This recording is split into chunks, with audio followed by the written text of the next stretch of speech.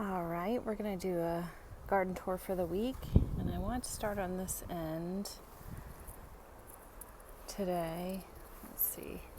I wanted to show you this little friend. Beautiful little yellow butterfly helping to pollinate my cucumbers. And there he went. Back. So I do have one nice cucumber. All the other ones kind of do well and then they don't, and I haven't seen any of the stink bugs lately, knock on wood, so I'm hoping that they're gone and they're going to stop ruining my harvest. But I do have this guy who's getting big, is curved, and from what I could see, these cucumbers weren't supposed to be curved, but let's see, they're supposed to be great pickle making. And I love some fresh, crisp pickles from the garden. I want to catch that butterfly.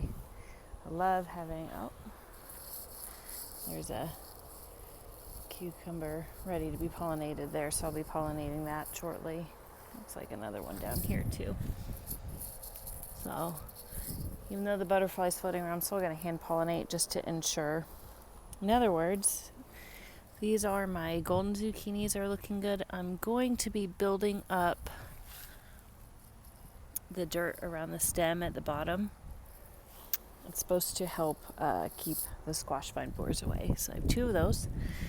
My cucamelons are getting tall, and it's throwing out some extra tendrils there and one over here.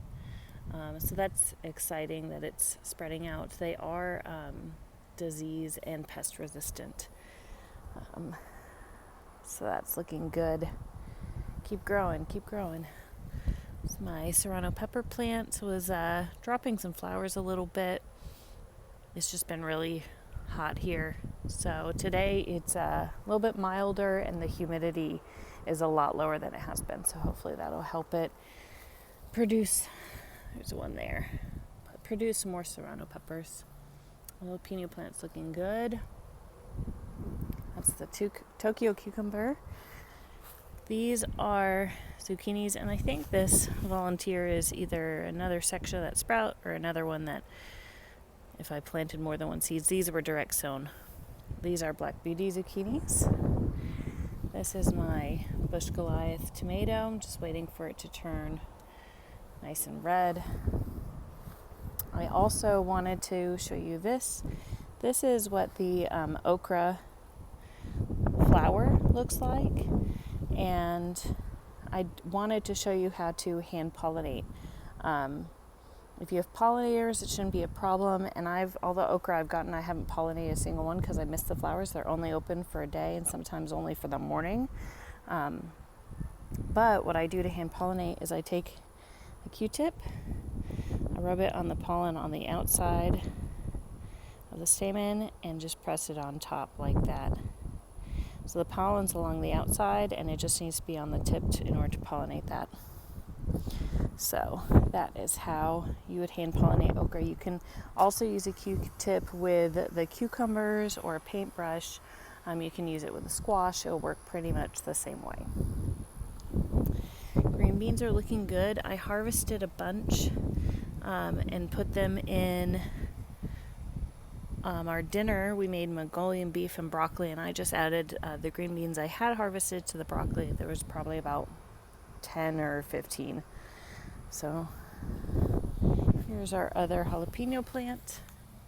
It's making some jalapenos, looking pretty good. The eggplant's looking good, and I'm not sure if it's going to vine or not, but either way I can pin it to the trellis so that it has some support for the fruit. Here's some more green beans. It's a nice green bean there. And the green beans, the more you pick, the more they produce. And that is a wasp. So I'm going to stay away from him. He can also be a pollinator, but I also don't want to get bit.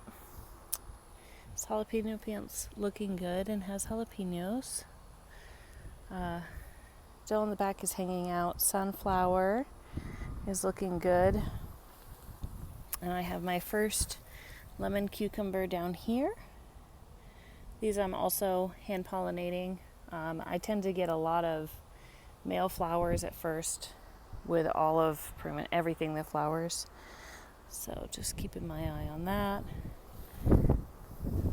Some more tomatoes, the Russian, and then the husky cherry red, which I've been tying. I'm going to have to support it a little bit more, I think, with another stake because it is just branching out like crazy and I don't want it to break off like last year in a storm. This basil's looking good. The cicada melon's looking good. I did have my first female flower. As you can see, I left the pollinator that I hand pollinated again, like how I showed last time. Pulled off the petals off of the male flower, stuck it in there, rubbed it around, and just kind of left it. And then that's Madura. This is the cicada melon. I have one, I just want to get a little bit lighter, I think. It's almost ready to be picked. And I have another one here growing. And I've just been kind of hand pollinating as I seeing what happens. And then these tomatoes are getting a little bit bigger, which is nice. Hopefully they'll keep growing nice and tall. And I believe this first one is the Madura, and I'm not sure what this one was anywhere. I was looking at my old videos to try to see. I'm not sure if it's a Dr. Witchy or if it's a black cherry tomato. We'll see. Let's go check out the flowers. I saw a dragonfly buzzing around as well, and there's a bunch of flies around those zinnias, but zinnia's looking pretty good. And I went through and I cut some of the old flowers so that it would encourage more growth. Still nothing new on the dahlia front. The gladiolas that had bloom here were done. This one should be sending out a spike. And then this dahlia, which is the night silent, should be blooming soon. It's about ready. Got a few buds on there. My dahlias over here have bloomed quite nicely. Looking good. Super cute. A little bit smaller blooms than I thought, but love the color. And as soon as that one finishes blooms, I'll probably cut it above one of the sets of leaves. These I just kind of cut as the flowers die back, which also encourages new blooms. And the herb garden's doing great. That's all I got for today. Thanks.